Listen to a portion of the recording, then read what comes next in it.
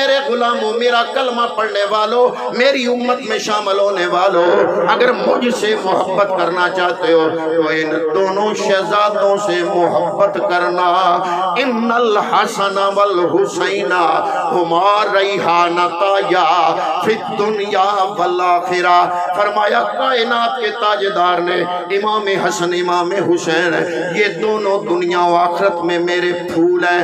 حضرات محترم جب امام حسن پیدا ہوئے کملی والے خوشی خوشی دوڑتے ہوئے آئے، اپنی لخت جگر فاطمہ الزہرا کے گھر جلوہ افروز ہوئے، پوچھا مولا کائنات سے کہ نو مولود کا کیا نام رکھا ہے؟ عرض کیا یا رسول اللہ میں چونکہ جنگ والا بندہ ہوں، جنگ کو پسند کرتا ہوں، اسلام کو پھیلانے کے لیے تلوار سے کام لیتا ہوں، میرا مزاج اپنا ہے، میں نے آنے والے شہزادے کا نام حرب رکھا ہے۔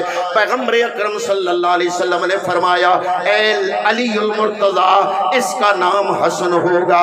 جب دوسرا شہزادہ پیدا ہوا حضرت امام حسین رضی اللہ تعالیٰ عنہ کملی والے اسی طرح خوشی خوشی شاداں و فرحاں دوڑتے ہوئے اپنی لخت جگر سیدہ فاطمہ الزہرا سلام اللہ علیہا کے گھر جلوہ افروز ہوئے۔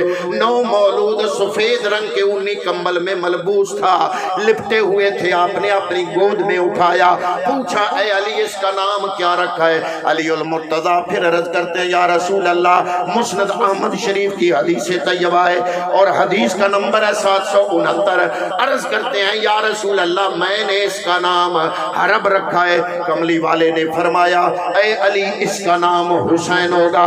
جب تیسرا اسی روایت کے اندر موجود ہے، مسند احمد کی روایت ہے، نمبر ہے 700 حدیث طیبہ کا، کہ تیسرا شہزادہ پیدا ہوا، آقا نامدار پھر دوڑتے ہوئے آئے، پوچھا اے علی اس کا نام کیا رکھا ہے؟ عرض کیا یا رسول اللہ میں نے اس کا نام حرب رکھا ہے۔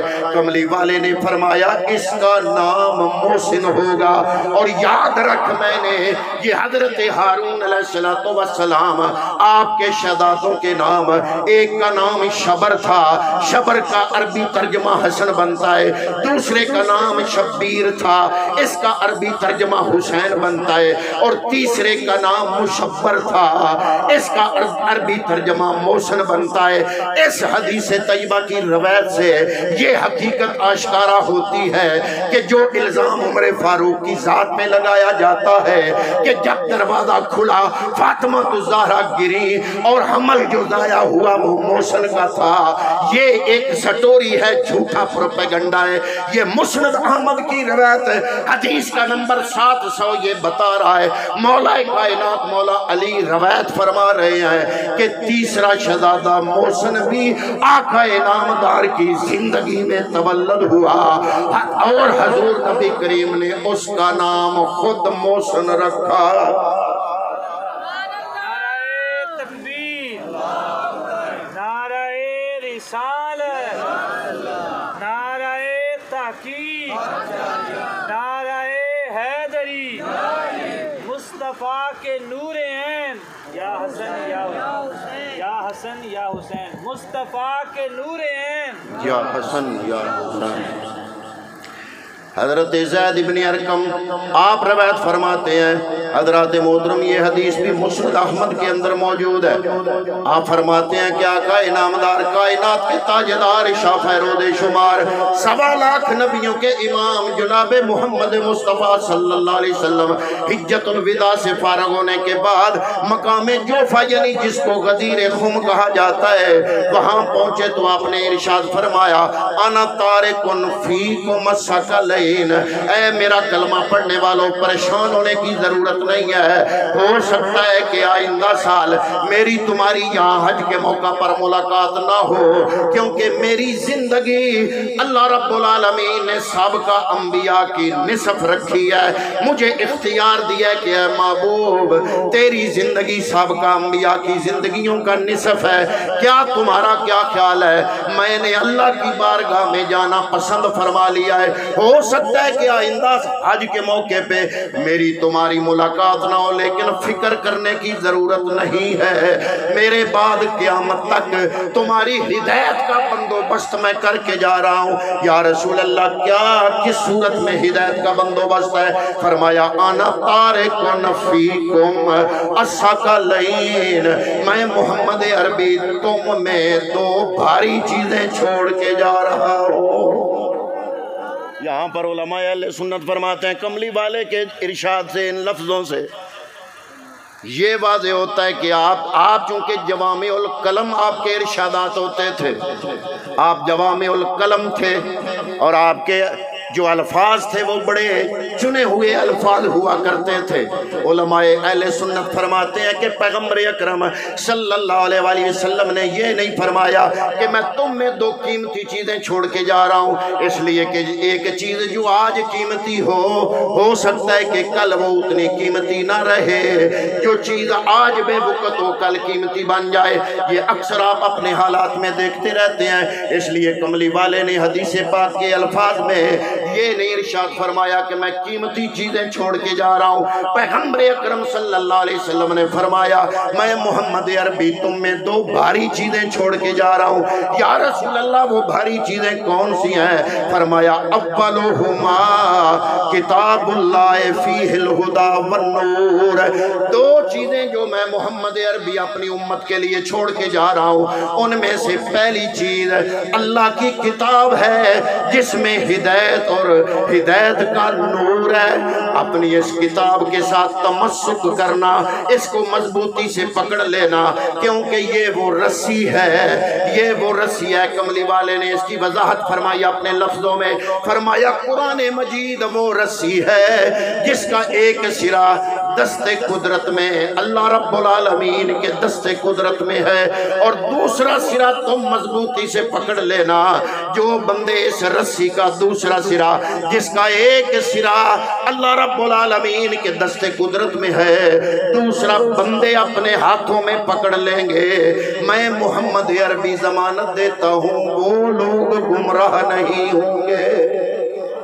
पता चला जमाना कोई भी आ जाए, सोशलिज्म आ जाए, कम्युनिज्म आ जाए, कोई भी निज़ाम है जिंदगी में से, कोई निज़ाम विरासत हो जाए, जो मुसलमान है, कलमा पढ़ने वाला है, अगर वो अपनी इस किताब से तमस्सुक करेगा, अगर इस किताब को मजबूती से पकड़ेगा, इसको समझेगा, इसकी तफहीम पर अमल करने की कोशिश करेगा, कमली वाले फरमा रहे हैं चाहे पहली सदी हो, चाहे 5वीं सदी हो, चाहे तातारियों का जो अजाब है वो आ जाए, चाहे सोशलिज्म आ जाए, कम्युनिज्म आ जाए, या आजकल जो यूरोप की बेरारवी का मुआशरा है चाहे वो आ जाए, कोई भी निज़ाम तुम्हें मुतासर करने आ जाए, तुमने मुतासर नहीं होना। क्यों? इसलिए कि मैं जो 2-3 भारी चीजें छोड़ के जा रहा हूँ, उनमें एक वो किताब है जिसका एक सिरा अल्लाह रब्बुल आलमीन के दस्ते कुदरत में है, दूसरा सिरा तुम पकड़ लेना। मैं मोहम्मद अरबी ये जमानत देता हूँ, चाहे यूरोप की उरियानियत आ जाए, चाहे सोशलिज्म का खुमार आ जाए, चाहे कम्युनिज्म आ जाए, कोई निज़ाम जिंदगी का आ जाए, अगर इस किताब को मजबूती से पकड़े रखोगे तो मेरी उम्मत और ऐ मेरे गुलामों और ऐ मेरा कलमा पढ़ने वालों, दुनिया का कोई निज़ाम तुम्हारा कुछ भी नहीं बिगाड़ सकेगा। तो जरूरत क्या है? इस किताब को मजबूती से पकड़ना, इसके साथ तमस्सुक करना। आजकल हम लोग अमूमन देखते रहते हैं सोशल मीडिया आज हर बंदे की जेब में मौजूद है, एक अंगूठे का प्रेस करता है तो हर शय देखता है सामने। हजरात मोहतरम, जितने हमले हो रहे हैं, नजरियाती हमले इस्लाम पे हो रहे हैं, दहशतगर्दी के हमले इस्लाम पे हो रहे हैं, जितने निज़ाम है जिंदगी आज हमारे नौजवान को मुतासर करने की कोशिश कर रहे हैं, हाल 14 सदियां पहले कमली वाले ने बता दिया, फरमाया 2 भारी चीजें छोड़ के जा रहा हूँ। एक अल्लाह की किताब है, इसका एक ऐसी रस्सी है, इसका एक सिरा अल्लाह रब्बुल आलमीन के हाथ में है, इसका दूसरा सिरा तुम पकड़ लेना, गुमराह नहीं होगे। या रसूल अल्लाह, दूसरी भारी चीज कौन सी है? फरमाया व अहलो बैती, دوسری جو بھاری چیز میں محمد عربی تم میں چھوڑ کے جا رہا ہوں، اہل بیتی وہ میرے اہل بیت ہیں۔ فرمایا اذکرکم اللہ فی اہل بیتی، اذکرکم اللہ فی اہل بیتی، میں اپنی اہل بیت کے حوالے سے تمہیں اللہ کی یاد دلاتا ہوں، میں اپنی اہل بیت کے حوالے سے تمہیں اللہ کی یاد دلاتا ہوں۔ حضرات محترم، نتیجہ کیا نکلا؟ آج تک ابھی تک جو ابتدا سے لے کر اب تک میں نے آپ کے سامنے گزارشات پیش کی، اس کا نچوڑ کیا نکلا؟ چاہے دنیا کا کوئی بھی نظام ہے، چاہے کسی بھی نظام سے ہمارا معاشرہ متاثر ہو رہا ہے، اس کا حل کملی والے نے 14 صدیاں پہلے بتا دیا۔ پہلا حل ہے قرآن مجید کو مضبوطی سے پکڑے رکھو۔ دوسرا حل کیا ہے؟ میری آل بیت اطہار، ان کی محبت کو قائم رکھنا، ان سے تعلق نہ توڑنا، اپنا تعلق ان سے جوڑے رکھنا۔ جب تعلق ان سے جڑے گا تو کیا ہوگا؟ ان کی محبت تمہارے دلوں میں ایمان کی روشنی پیدا کرے گی۔ حضرت ابو ذر رضی اللہ تعالیٰ عنہ میرے پیغمبر اکرم صلی اللہ علیہ وآلہ وسلم کے بڑے کبار صحابہ میں سے ایک ہستی ہیں۔ آپ نے ایک دفعہ خانہ کعبہ کا طواف کرتے کرتے کعبے کے دروازے کے پاس کھڑے ہو گئے۔ خانہ کعبہ کا دروازہ اس کی چوکھٹ کو پکڑا، چوکھٹ کو پکڑ کے فرمایا کہ میرے پیغمبر اکرم صلی اللہ تعالیٰ علیہ وآلہ وسلم نے ایک حدیث بیان فرمائی تھی، اے لوگوں طواف کرنے والوں جو اس وقت کعبے کے اندر لوگ موجود تھے، آؤ میں تمہیں پیغمبر اکرم کا فرمان سناتا ہوں۔ آپ نے یہ حدیث طیبہ تلاوت فرمائی۔ آپ نے فرمایا، میرے نبی نے فرمایا، الا ان مثل اہل بیت فیکم مثل سفینۃ نوح من رکبھا نجا ومن تخلف عنہا ہلکا۔ حضرت ابو ذر رضی اللہ تعالیٰ عنہ آپ ارشاد فرماتے ہیں، مصطفیٰ کریم صلی اللہ علیہ وسلم نے فرمایا کہ تم میں میرے اہل بیت کی مثال ایسے ہے جیسے حضرت نوح علیہ السلام کے زمانے میں جب سیلاب آیا، ساری کائنات ڈوب رہی تھی، بچا وہی تھا جو نوح علیہ السلام کی کشتی میں سوار ہو گیا۔ جو نوح علیہ السلام کی کشتی میں سوار ہو گیا وہ بچ گیا۔ اب زمانے کے جتنے بھی تغیر و تبدل آ جائیں، تمہیں ہلاک کرنے کی کوشش کریں، تم کبھی بھی ہلاک نہیں ہو سکتے اگر تم میرے اہل بیت کی کشتی میں سوار ہو جاؤ گے۔ پتا چلا کہ یہ دو چیزیں جو پیغمبر اکرم صلی اللہ تعالیٰ علیہ وآلہ وسلم نے ہمارے لیے چھوڑی ہیں وراثت کے طور پر، ہمارے پیغمبر کی یہ وراثت ہے، ایک اللہ کی کتاب ہے، ایک اپنی آل بیت اطہار ہے۔ حضرت عبداللہ ابن مسعود آپ کی روایت آپ کی خدمت میں پیش کرنے لگا ہوں۔ پہلے حضرت ابو ذر کی روایت آپ کی خدمت میں پیش کی، اس سے پہلے حضرت ام سلمہ، اور ابھی حضرت عبداللہ ابن مسعود فرماتے ہیں، فرمایا کملی والے نے فرمایا، حب آل محمد خیر من عبادت سنت، اے کائنات والو میری آل بیت کی محبت 1 سال کی عبادت کا درجہ رکھتی ہے۔ ایک بندہ پورا سال عبادت کرتا ہے، روزے رکھتا ہے، نمازیں ادا کرتا ہے، سارے اراکین اسلام کرتا ہے، پورا سال کرتا ہے، اس کو جو ثواب ملتا ہے، ایک لمحہ میرے آل بیت کی محبت کرے گا، اللہ رب العالمین اس کے نام اعمال میں اتنا ہی ثواب درج فرمائے گا۔ اب سوال پیدا ہوا کہ اہل بیت کی محبت اگر اتنی ضروری ہے تو کرنی کیسے چاہیے؟ محبت کا اظہار اپنا اپنا۔ آج کل تو ماشاءاللہ عجیب عجیب بات ہے کہ بے شمار فرقے، جتنے جتنے اذہان، جتنے جتنے ذہن، ہر بندے نے اپنی پسند کا مذہب بنا لیا۔ حضرات محترم، کسی کے نزدیک محبت کا اظہار کا طریقہ اپنا اپنا، محبت ضروری ہے، اور وہ ہر صاحب ایمان کے دل میں آل بیت کی محبت ہے۔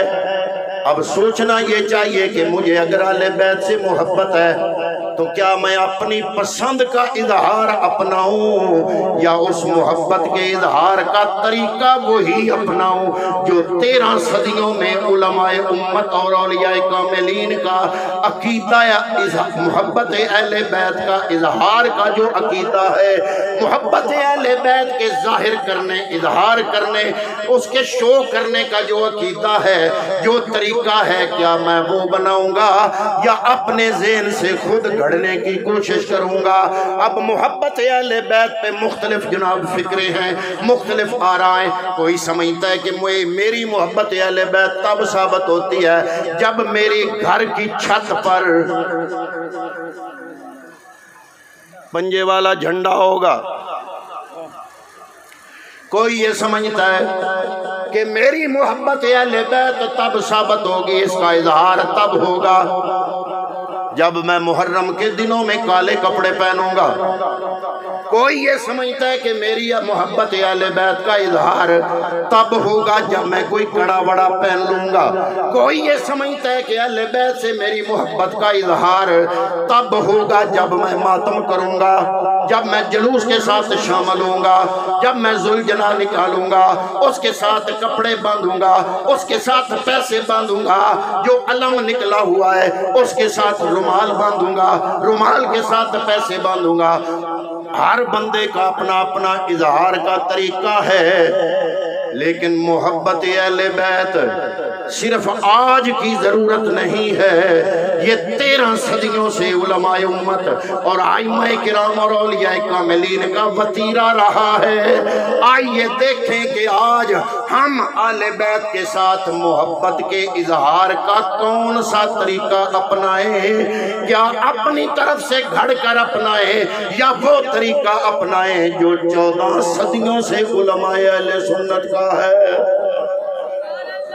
اس کا یہ کئی لوگ تو یہ سمجھنا شروع کر دیتے ہیں، ہمارے اپنے لوگ بھی یہ محرم میں سمجھنا شروع کر دیتے ہیں کہ جناب ہم شیعہ بھی یا تو کوئی نہیں، لیکن محبت اہل بیت میں ان کے جلوس کے ساتھ جاتے ہیں۔ حضرات محترم ان کے لیے فرقہ واریت کے خلاف ہیں۔ میں وہاں بھی یہ بات کر آیا ہوں، جو جب ڈی پی او کے سامنے میٹنگ ہو رہی تھی، میں یہ بات کر آیا ہوں کہ جس مرضی ذاکر کو بلاؤ، جس مرضی عالم کو بلاؤ، اہل سنت والجماعت ہو یا اہل تشیع، جب وہ سٹیج پر آئے تو کانوں میں ایک جملہ بول دو کہ جناب ہماری یہ تحصیل ملک وال، یہ ڈسٹرکٹ منڈی باؤدین، یہاں پہ کسی قسم کی مذہبی منافرت، فساد اور فتنہ نہیں ہے، اس لیے برائے مہربانی غیر ذمہ دارانہ گفتگو سے پرہیز کریں۔ میرے اس جملے کو سراہا ڈی پی او صاحب نے، جناب ڈی سی صاحب نے، حتیٰ کہ جناب جو شیعہ علماء کونسل ملک وال کے جو صدر ہے انہوں نے بھی میرے اس جملے کو سراہا۔ میں نے کہا کہ جناب پہلی بات تو یہ ہے کہ ہمارا تعلق بھی امام عالی مقام سے ہے، جناب اہل بیت اطہار کی ایک ایک شخصیت کے ساتھ ہمارا تعلق ہے۔ ہمیں بھی بغیر اجازت کے اپنی اپنی مساجد اور عبادت گاہوں میں محرم الحرام کے دنوں میں بغیر اجازت لیے جلسہ محفل کرنے کی اجازت ہونی چاہیے، اور اس نے قبول کیا۔ انہوں نے انتظامیہ حضرات نے، انہوں نے کہا، میرا نام لیا، انہوں نے کہا کہ انہوں نے جو باتیں کی ہیں ہم ان کو منظور کرتے ہیں اور بغیر اجازت کے آپ کو اجازت دیتے ہیں کہ آپ کو ذکر حسین کرانے کے لیے انتظامیہ سے اجازت کی ضرورت نہیں ہوگی۔ میں نے ان کا شکریہ ادا کیا، لیکن ساتھ جملہ بولا، میں نے کہا جس مرضی کے عالم دین یا ذاکر کو جو مرضی مکتب فکر بلا لے، ایک جملہ صرف کانوں میں کہہ دے کہ جناب غیر ذمہ دارانہ گفتگو سے پرہیز کیا جائے۔ اس لیے چونکہ میں کہہ آیا ہوں میں غیر ذمہ دارانہ گفتگو نہیں کروں گا، میں کوئی منافرت پہ مبنی گفتگو نہیں کرنا چاہتا، لیکن اپنے اہل سنت والجماعت بھائیوں، اپنے بزرگوں اور بچوں کو ایک محرم الحرام گزارنے کا لائحہ عمل دینا تو میری ذمہ داری میں شامل ہے کہ محبت اہل بیت تو ہم الحمدللہ اہل سنت والجماعت کی پہچان اور شناخت ہے، لیکن اس محبت اہل بیت کا اظہار کیا اپنے بے ڈھنگے طریقے سے کریں گے یا 13 صدیوں میں جو ہمارے بڑے بڑے مینارہ نور علماء ہوئے، بڑے بڑے محدثین مفسرین ہوئے، انہوں نے جس انداز سے محبت اہل بیت کا اظہار کیا ایسے کریں گے؟ اب آپ سوچ رہے ہوں گے کہ کون کون سے علماء جنہوں نے اہل بیت کے ساتھ محبت کا اظہار کیا۔ حضرات محترم، جب ہم آج کے دور میں نیٹ دیکھتے ہیں تو کچھ ایسے علماء جو اہل بیت کی شان میں تقاریر یا منقبت بیان کرتے ہیں، ان کو سننے کے لیے کچھ سنیوں میں بھی حوصلہ نہیں ہوتا، وہ سوچنے لگ جاتے ہیں کہ ان میں رفض کے جراثیم تو نہیں پائے جاتے۔ تو ان کی خدمت میں بھی گزارش ہے کہ اہل بیت سے محبت رفض کی نشانی نہیں، بلکہ اہل بیت سے محبت ایمان کی نشانی ہے۔ حضرت علامہ یوسف نبہانی رحمۃ اللہ تعالی علیہ آپ لکھتے ہیں کہ حضرت امام اعظم ابو حنیفہ جو ہماری فقہ کے امام ہیں، جن کو ہم ماننے والے ہیں، جن کے بتائے ہوئے طریقے کے مطابق ہم نمازیں پڑھتے ہیں، اذانیں دیتے ہیں، جن کے مسائل کے مطابق ہماری فقہ کے مسائل حل ہوتے ہیں، ان امام اعظم ابو حنیفہ کے بارے میں لکھا کہ مشہور تو کتابوں میں یہ ہے کہ حاکم وقت نے امام اعظم کو قاضی القضات کا عہدہ پیش کیا، یعنی آج کی اصطلاح میں چیف جسٹس کا عہدہ پیش کیا۔ آپ نے انکار کیا، جس کی پاداش میں آپ کو جیل میں کر دیا گیا۔ علامہ یوسف نبہانی کہتے ہیں اصل وجہ یہ نہیں ہے، یہ وجہ تو عوام کے سامنے رکھی گئی، جیسے آج میڈیا کا دور ہے، میڈیا میں بات اور پھیلائی جاتی ہے، پس پردہ بات اور ہوتی ہے۔ علامہ یوسف نبہانی فرماتے ہیں کہ مشہور تو یہ کرایا گیا بنو امیہ کے دور میں، کیونکہ حکومت ان کی تھی، بنو امیہ کا دور تھا، مشہور تو یہ کرایا گیا کہ امام اعظم ابو حنیفہ کو قاضی القضات کا عہدہ پیش کیا گیا، انہوں نے قبول نہیں کیا، اس لیے حاکم وقت نے جیل میں کر دیا، روز کوڑے کھاتے تھے، جیل میں ہی آپ کا وصال ہوا۔ علامہ یوسف نبہانی لکھتے ہیں اصل وجہ یہ نہیں تھی، اصل وجہ یہ تھی کہ حضرت امام اعظم ابو حنیفہ نے اپنے سینکڑوں نہیں بلکہ ہزاروں علماء، الحمدللہ آج میں سٹیج پہ موجود بھیرا شریف کے فارغ التحصیل علماء اور بھکی شریف سے فارغ التحصیل علماء کی ایک جمع غفیر دیکھ رہا ہوں، دل خوش ہو رہا ہے، لیکن جو امام اعظم ابو حنیفہ کے شاگرد علماء تھے وہ ہم جیسے نہیں تھے۔ امام اعظم ابو حنیفہ کے شاگردوں میں کون کون ہستیاں ہیں؟ حضرت عبداللہ ابن مبارک جیسی ہستیاں کہ جن کی سیرت اور کردار پر اتنا امام بخاری پر نہیں لکھا گیا جتنا امام حضرت عبداللہ ابن مبارک کے تقوی اور سخاوت پر، اور جتنی آپ کی پرہیزگاری اور آپ کے علم دین کے شوق پر، اور جتنے آپ کے زہد پر لکھا گیا۔ اسی طرح جناب حضرت امام محمد جو کہ آپ کے شاگرد ہیں، ایسے ایسے شاگرد جو کہ وقت کے بہت بڑے امام ہوئے، ان کو فتویٰ دے کر پابند کیا امام اعظم ابو حنیفہ نے کہ سارے جتنے بھی میرے شاگرد ہیں ان کو امام اعظم کی طرف سے یہ آرڈر جاری کیا جاتا ہے کہ جو وقت کے اہل بیت کے امام ہیں، جن کا نام حضرت ابراہیم بن عبداللہ مہد بن حسن مصنع بن امام حسن رضی اللہ تعالی عنہم، جن کا مشہور نام نفس زکیہ کے طور قبلہ صاحبزادہ صاحب کو اپنی محفل میں خوش آمدید کہتے ہیں، اور ان کی سرپرستی کرنے پر دل کی اتھا گہرائیوں سے ان کے شکر گزار ہیں۔ تو حضرات محترم میں عرض کر رہا ہوں جناب اعلیٰ امام یوسف نبہانی رحمۃ اللہ تعالی لکھتے ہیں کہ اصل وجہ یہ تھی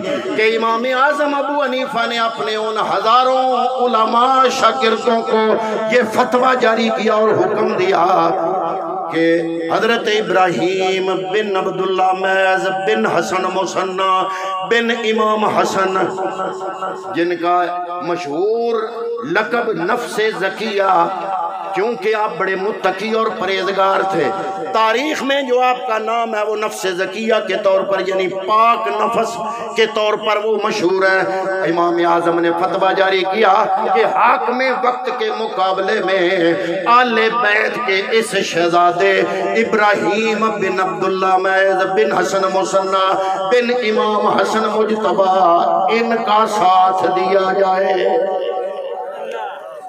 اس غصے میں بنو امیہ کے حکمرانوں نے بہانہ وہ لگایا اور امام اعظم ابو حنیفہ کو جیل میں کر دیا، روز کوڑے لگتے، جیل سے میرے امام کا جنازہ نکلا، امام اعظم کا جنازہ جیل سے جو نکلا، یہ اور وجہ کوئی نہیں تھی، محبت اہل بیت تھی۔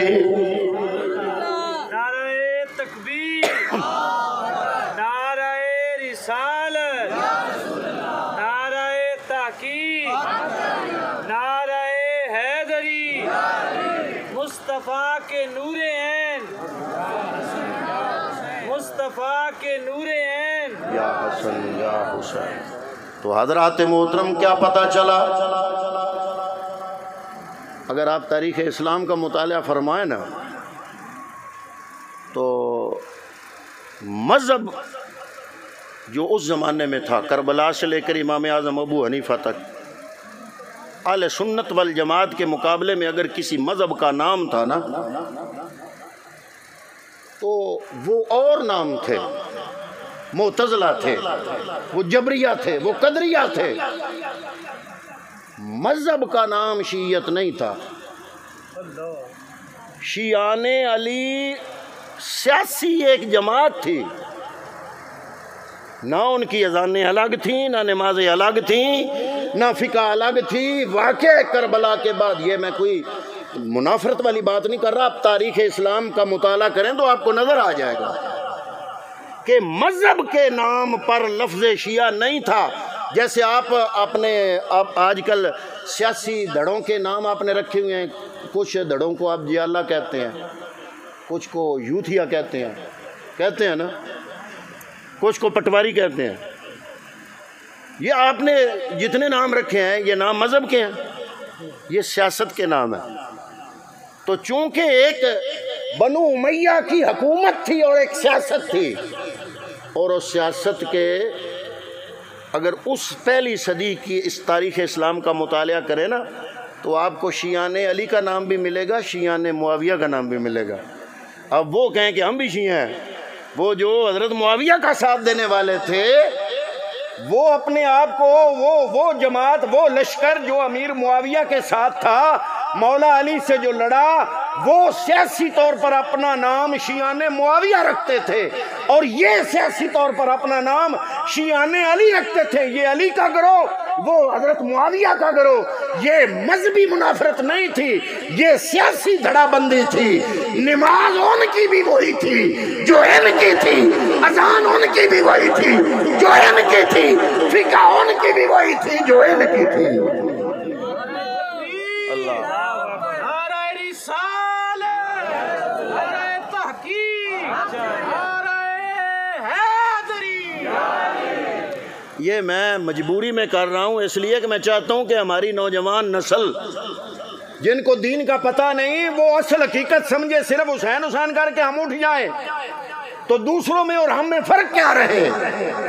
محبت اہل بیت ہے، لیکن ہم اس کے اظہار کے لیے طریقہ خود نہیں گھڑیں گے، طریقہ اپنے امام سے لیں گے۔ ہمارے امام نے اہل بیت کی محبت کے اظہار کا طریقہ عملی طور پر کیا دیا کہ محبت اہل بیت میں جان قربان کر دی، عمل سے دکھایا۔ ہمارے دوسرے امام مالک، جن کو مدینے کا امام کہا جاتا ہے، جعفر بن سلیمان، جو کہ مدینے کا گورنر تھا امام مالک کے زمانے میں، اس نے پکڑ کے امام مالک کو کوڑے لگائے۔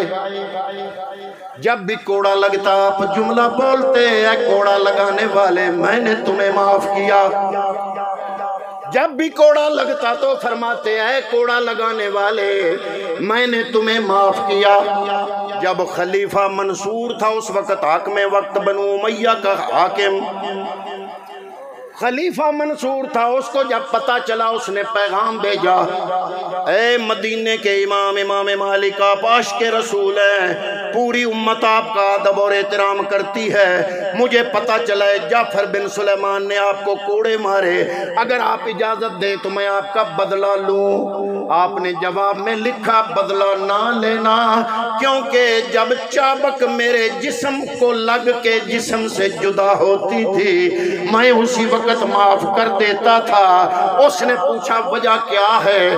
आपने फरमाया वजह ये थी कि कोड़ा मारने वाला कोई आम बंदा नहीं था, उसका ताल्लुक आले रसूल से था और मुझ पर वो जुल्म कर रहा था।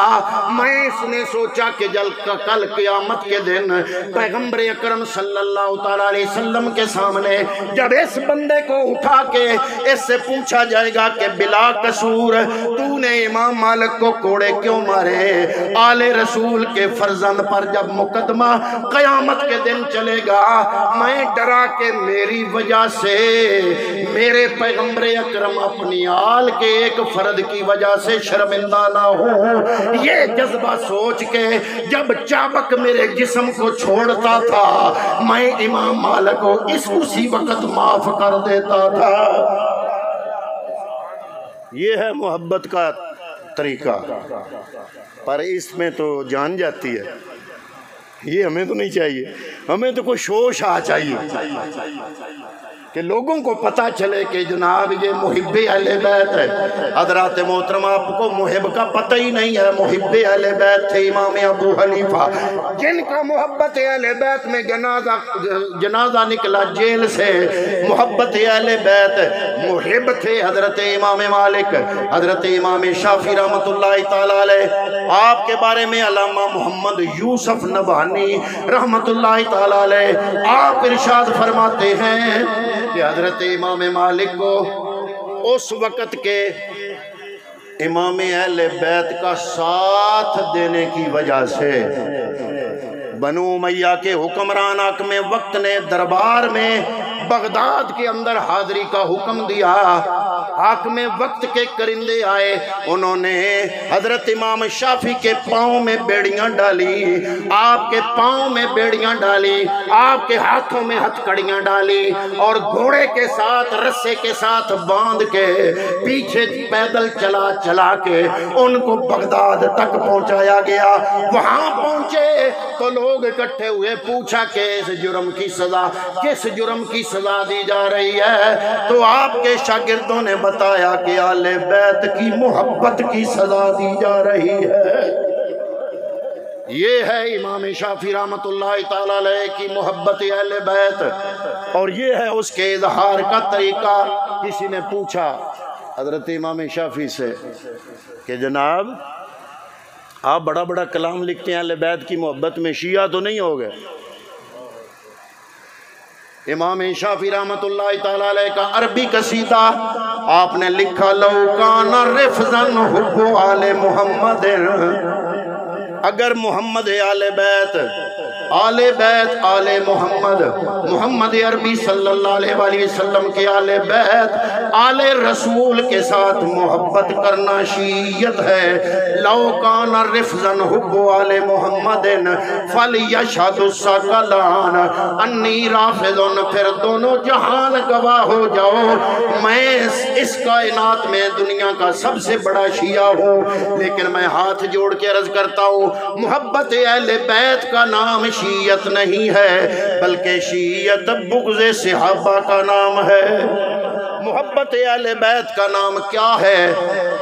आले सुन्नत वल जमात हमारे इमामों ने मोहब्बत अहले बैत करके दिखाई।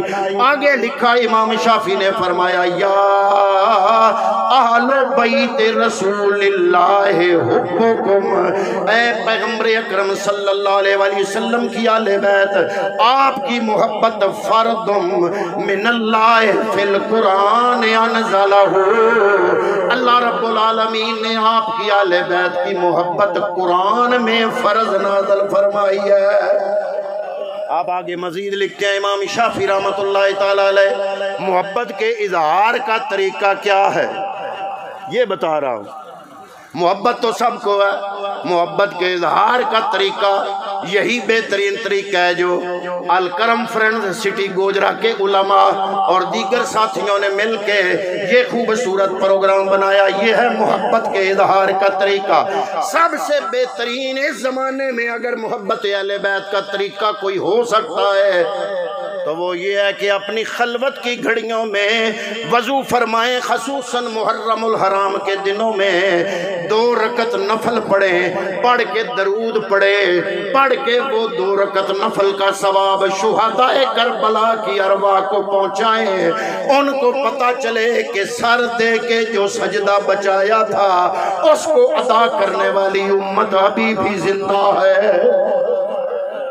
یہ ہے جناب محبت اہل بیت کے اظہار کا طریقہ۔ یا نفل اگر نہیں پڑھ سکتے آپ، وضو نہیں ہے، کاروباری بندے ہیں، دکان پہ بیٹھتے ہیں یا باہر اپنا کام کاشتکاری کرتے ہیں، کوئی ملازمت کرتے ہیں، آپ کو وضو کا ٹائم نہیں ہے تو کیا کریں؟ محرم الحرام کے دنوں میں ایسا درود پڑھیں جس درود میں محمد عربی کا ذکر بھی ہو، حضور کی آل کا ذکر بھی ہو۔ اللہم صلی علی محمد وعلی آل۔ تواڈے کول ہن نہیں پیا کھیندا، تسی مون کی آکھنا؟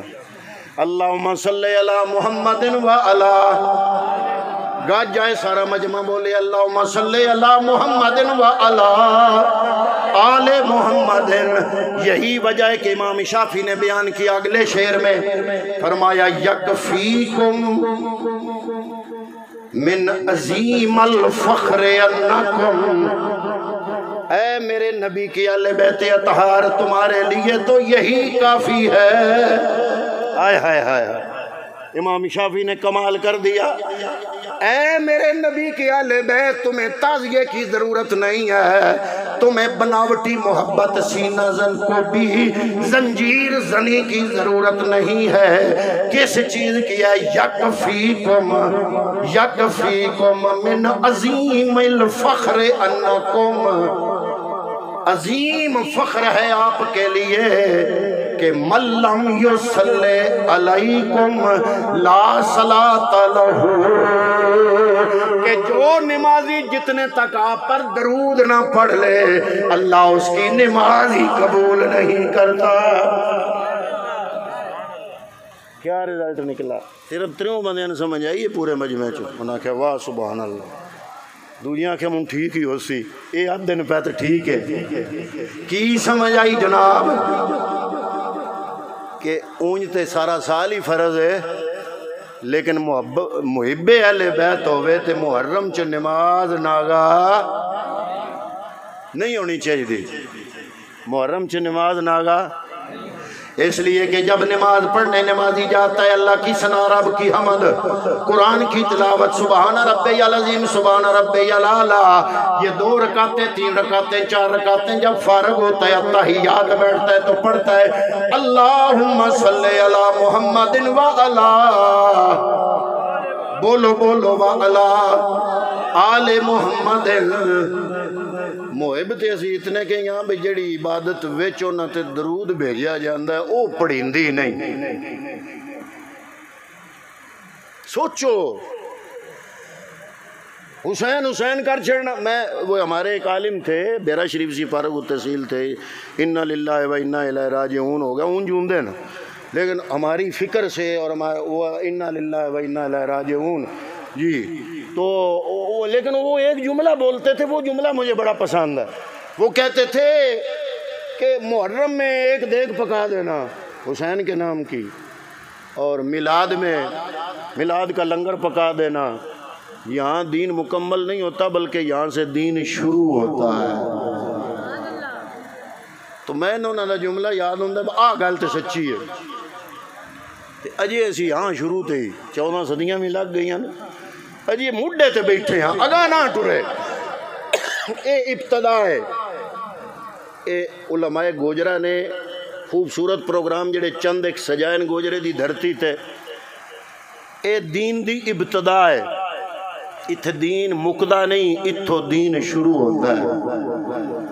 تو حضرات محترم اگر آپ دل سے چاہتے ہیں شہدائے کربلا کی بارگاہ میں خراج عقیدت پیش کرنا دل سے چاہتے ہیں تو کوئی نماز ناغا نہ ہونے پائے، خصوصاً محرم الحرام میں جب آپ باوضو ہو کے نماز کے اندر پڑھیں گے اللہم صلی علی محمد وعلی آل محمد، تو امام حسین کو اپنے روزے میں تشریف رکھ کے یہ پتہ چلے گا گوجرے کا فلانا امتی میرے نانے کا غلام نماز میں اس نے مجھ پر درود پڑھا ہے۔ اور یہ نہیں ہو سکتا کہ غلام نبی اور نبی کی آل پہ درود پڑھے اور وہ درود نبی پر اور آل رسول کی بارگاہ میں پیش نہ ہو۔ وہ درود آل رسول کا تو مقام ہی اونچا ہے، اگلے الفاظ جو ہے نا وہ بڑے عجیب ہیں۔ السلام علیکہ ایھا النبی ورحمۃ اللہ وبرکاتہ، السلام علینا وعلا سارے بولیے والا۔ یار نماز دے لفظ تے اقبال مولوی تے اور ربائیاں تے شعر پڑھاندے نے، میں تے تہاڈے کول نماز دا لفظ پہ پڑھانا، وہی پڑھ لو والا عباد اللہ الصالحین۔ یہاں پر علماء اہل سنت لکھتے ہیں کہ جب ایک مسلمان نماز نہیں پڑھتا، صرف یہ نہیں کہ اپنے آپ پر ظلم کرتا ہے بلکہ عباد اللہ الصالحین کا حق مارتا ہے، کیونکہ جب نمازی نماز میں وَالسَّلَامُ عَلَيْنَا وَعَلَىٰ عِبَادِ اللَّهِ الصَّالِحِينَ پڑھ رہا ہوتا ہے تو حضرت آدم سے لے کر اب تک جتنے صالحین ہیں ان کی بارگاہ میں اس کا سلام پیش کیا جاتا ہے۔ صالحین کی بارگاہ میں اگر جاتا ہے تو حسین کی بارگاہ میں نہیں جاتا ہوگا۔ امام علی مقام شہدائے کرب و بلا کی بارگاہ میں، ویسے جو میں نے عنوان سوچا ہوا تھا نا وہ تو لمبا تھا لیکن گھنٹہ تیتے ہی ہو گیا۔ ایک تو اسی اب پرانے مولوی جڑے نا اسی بنیاد تے گھنٹہ لا چھڑنے آگاں کی ٹرنا ہوندہ ہے، لیکن کوشش ہوندی ہے بھئی کچھ نہ کچھ جڑا نا وہ نال لے کے ٹریا جائے، انہوں کوئی دین سمجھایا جائے۔ تو حضرات محترم اگلی گل جڑی میں کرنا چاہنا، حضرت امام ابو حنیفہ، حضرت امام مالک، امام شافعی، یہ ہمارے بڑے بڑے علماء ائمہ کرام، انہوں نے محبت اہل بیت کی بھی اور اس کا اظہار بھی تاریخ میں موجود ہے۔ اب آپ فیصلہ کرو کہ اہل بیت کی محبت تو ہر بندہ مومن کے دل میں ہے، اظہار کا طریقہ وہ ہو جو اماموں کا ہے یا وہ ہو جو ملنگوں کا ہے۔ اچھا اگلی گل جیڑی میں کرنا ضروری سمجھنا، حضرات محترم میں عموماً یہ ہر بات عرض کرتا ہوں، اہل بیت سے محبت بھی ہے اور اہل بیت کا فیض بھی ہے ہمارے پاس۔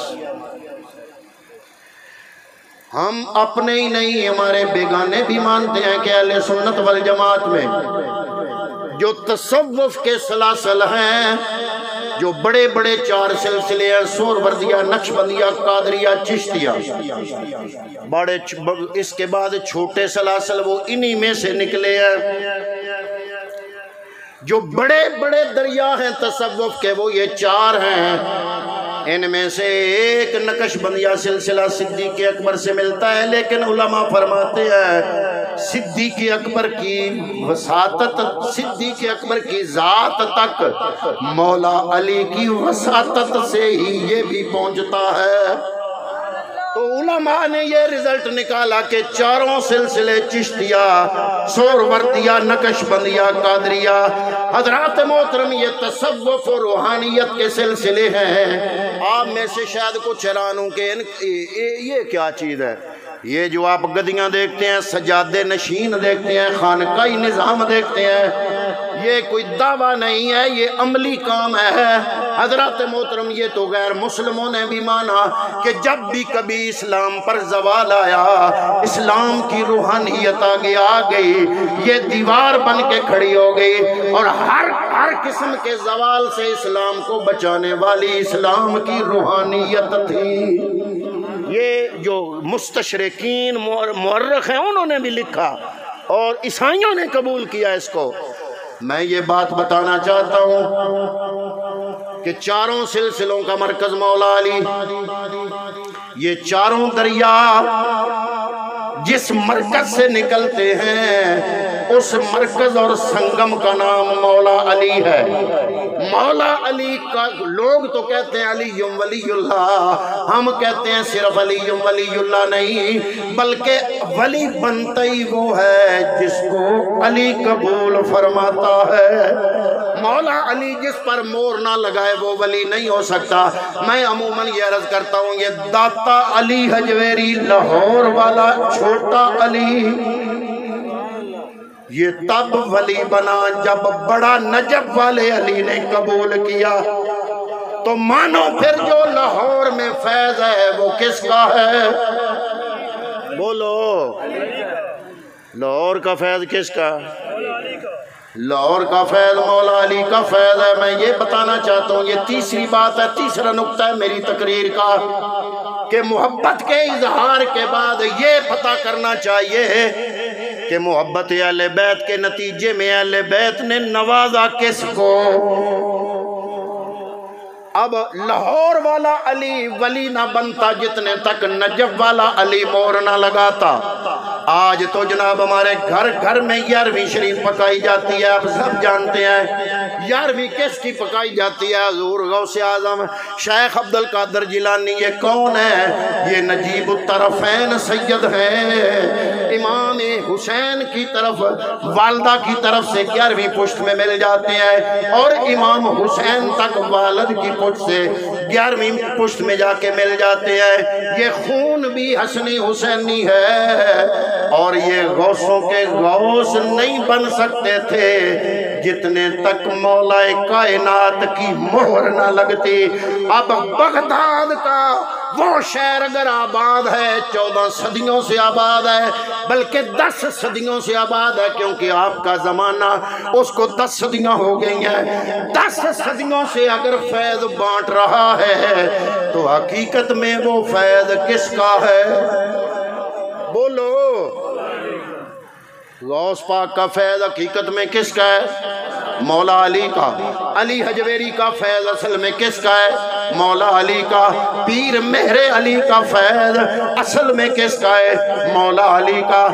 پیر سیال لجپال آپ نام جانتے ہیں، جو میرے پیر و مرشد حضور ضیاء الامت جسٹس پیر محمد کرم شاہ الازہری کے مرشد گرامی ہیں، وہ حضرت عباس کی نسل میں سے آئے۔ آپ کو جٹ سیال کہا جاتا ہے، لیکن آپ کی نسل حضرت عباس جو کہ کربلا میں حسین اور بی بی سکینہ اور علی اصغر کے ساقی بنے، اپنی جان قربان کر دی، اس عباس کی نسل سے ہے پیر سیال۔ تو پتہ چلا کہ پیر سیال کا بھی سارا فیض مولا علی کی بارگاہ سے آ رہا ہے، پیر مہر علی کا فیض مولا علی کی بارگاہ سے آ رہا ہے۔ حضرات محترم حضرت خواجہ معین الدین چشتی اجمیری جو کہ شہنشاہ ہیں اولیاء کے، جن کو شہنشاہ ہند کہا جاتا ہے، ہند الولی کہا جاتا ہے۔ حضرات محترم نجیب الطرفین سید ہیں، امام حسن کی طرف سے بھی ہیں، امام حسین کی طرف سے بھی ہیں۔ آپ نے علماء سے سنا ہوگا ایک معین الدین چشتی اجمیری نے کتنے ہندوؤں کو کلمہ پڑھایا تھا؟ بولو، پتہ تے ہے دوانوں بول دے ہوڑی باہر کوئی شاید نہیں، میں ذمہ داری چاہنا دب کے بول لو۔ ایک معین الدین چشتی اجمیری نے کتنے ہندوؤں کو کلمہ پڑھا کے مسلمان کیا؟ بولو، 90 لاکھ ہندوؤں کو کلمہ پڑھایا۔ لیکن چشتی معین الدین چشتی اجمیری شہنشاہ چشت اہل بہشت ایسے نہیں بنے، مولا علی کی مہر سے بنے ہیں۔ اب میں ہاتھ جوڑ کے کہتا ہوں، منافرت کے لیے نہیں، فرقہ واریت کے لیے نہیں، صرف آپ کی توجہ دلوانے کے لیے میں یہ سوال کرتا ہوں، اپنے ان بھائیوں سے بھی سوال کرتا ہوں کہ ہمارا فیض تو کوئی جذباتی باتیں نہیں ہے، حقیقت میں نظر آ رہا ہے، یہ آستان آباد ہے، مولا علی کا فیض اہل سنت میں موجود ہے، نظر آ رہا ہے، یہ آل بیت کی محبت کا نتیجہ ہے، یہ بغداد کا فیض مولا علی کا نظر آ رہا ہے، یہ علی حجویری کا فیض مولا علی کا ہے، یہ معین الدین چشتی اجمیری کا فیض مولا علی کا ہے، یہ بیر شریف کا فیض مولا علی کا ہے، یہ پیر سیال کا فیض مولا علی کا ہے، یہ جلال پور شریف کا، یہ للہ شریف کا فیض فیض، یہ سارا فیض مولا علی کا ہے۔ ہماری محبت کے نتیجے میں مولا علی نے ہمیں نوازا۔ اب میں ہاتھ جوڑ کے پوچھتا ہوں تمہیں کیا ملا؟ ایک پنجا تے دوجا جھنڈا۔ میں نے تو اپنا گنوا دیا، یہ فیض علی کا ہے۔ آپ کو مولا علی کی محبت اگر سچی تھی تو کیا علی کے گھر سے آپ کو کیا ملا؟ ایک پنجا تے ایک جھنڈا۔ وہ جھنڈا بھی انہاں دا نہیں۔ علی آکھیا میرا سامان وچ جڑا میں چھڈ کے گیا جھنڈا نہ، اس کی وجہ یہ ہے کہ اسلام کے اراکین میں یہ علم جھنڈا نہیں ہے، یہ تو ایک جنگی ضرورت کے تحت استعمال ہوتا تھا۔ جنگ بدر میں امی عائشہ صدیقہ کا دوپٹہ میرے نبی نے ایک بانس پہ ٹانگ کے اس کو ایک نشانی کے طور پر کہ اپنے لشکریوں کو پتہ چلتا رہے کہ ہم اس طرف ہیں، ایک رنگ مختص کر دیا جاتا تھا، کوئی ایک رنگ ضروری بھی نہیں تھا۔ بار موقع بار محل جو ضرورت ہوتی تھی، جو سامنے ہوتا تھا، اس وقت ایک رنگ فکس کر کے ایک بانس پر ایک رنگ کا کپڑا اٹھایا جاتا تھا تاکہ اپنے سنگیوں کو، کیونکہ وہ ہاتھ کی لڑائی ہوتی تھی، توپیں نہیں تھی، ٹینک نہیں تھے، ہاتھ کی لڑائی ہوتی تھی تاکہ اپنے سنگیوں کو پتہ چلتا رہے کہ ہمارا گروپ کس طرف ہے۔ اس کی حیثیت اور نوعیت صرف اور صرف جنگ کے اختتام تک رہتی تھی۔ بس جنگ مک گئی، نشان او دے وچ نواں، اے بدر دی گل ہے۔ ان کئی بندے سمجھتے ہیں بدر کدی بھی کڈی ہے تو تاں کربلا آوے، میں نا بدر نہ ہوندی تو کربلا آمدی کتھوں؟ کربلا دا موت بدر ہے۔ جنہ بدر وچ قربانیاں دیتیاں نا انہاں بھول جائیے، جنہ عہد وچ شہادتاں لیاں بھول جائیے۔ ہم ایک آنکھ سے نہیں دیکھتے، ہم دونوں سے دیکھتے ہیں۔ ہمیں بدر والے بھی نظر آتے ہیں، عہد والے بھی، تبوک والے بھی، خیبر والے بھی، حضرات محترمہ میں مہاجرین بھی نظر آتے ہیں۔ والسابقون الاولون من المہاجرین والانصار والذین اتبعوہم باحسان رضی اللہ عنہم ورضوا عنہ۔ اللہ کا قرآن ہمیں یاد دلاتا ہے کہ صحابہ سارے عظمت والے پر جو پہلے جنہوں نے شہادتیں قبول کی، جب دین کو جانوں کی ضرورت تھی، اس وقت جو آ کے کٹ گئے اسلام پر، ان کو بھول جانا بددیانتی ہے، زیادتی ہے۔ بدر بنیاد ہے، کربلا اختتام ہے۔ اگلی بات آخری سنتے جاؤ، یہ نہ سمجھنا کہ ہم کربلا والے، ہم تو یہ کہتے ہیں کہ کربلا سے پہلے جس اسلام کا نام مدنی اسلام تھا، مدنی اسلام کربلا سے پہلے سچا تھا، اور کربلا کے بعد وہی اسلام حسینی اسلام ہے۔ کوئی مجھ سے پوچھے تم شیعہ ہو یا سنی ہو تو میں کہتا ہوں کربلا کے بعد کوئی گروپ نہیں، صرف دو ہیں، یا یزیدی ہیں یا حسینی ہیں۔ الحمدللہ ہم حسینی ہیں، الحمدللہ ہم حسینی ہے۔ یہ الکرم فرینڈ سٹی گوجرا کی طرف سے پیغام ہے۔ اہل بیت کی محبت ایمان کے لیے ضروری ہے۔ اظہار کا طریقہ وہی ہونا چاہیے جو 14 صدیوں سے ہے، اور اظہار کے طریقے کے بعد تیسری بات یہ ہونی چاہیے کہ یہ بھی دیکھو کہ محبت اہل بیت نے نوازا کیا، کس کو نوازا۔ ہمارے یہ چاروں سلسلے، ہماری یہ خانقاہیں، ہمارا یہ خانقاہی اور تصوف کا نظام بتا رہا ہے کہ فیض علی سے آ رہا ہے۔ تو دعا ہے کہ اللہ رب العالمین ان کی اس کوشش اور کاوش کو اپنی بارگاہ میں قبول فرمائے۔ جن لوگوں نے، ساتھیوں نے اس بزم میں حصہ لیا کسی بھی انداز سے، اللہ تعالیٰ ان کے رزق میں، گھر میں برکتیں عطا فرمائے۔ وما علیہ الا البلاغ۔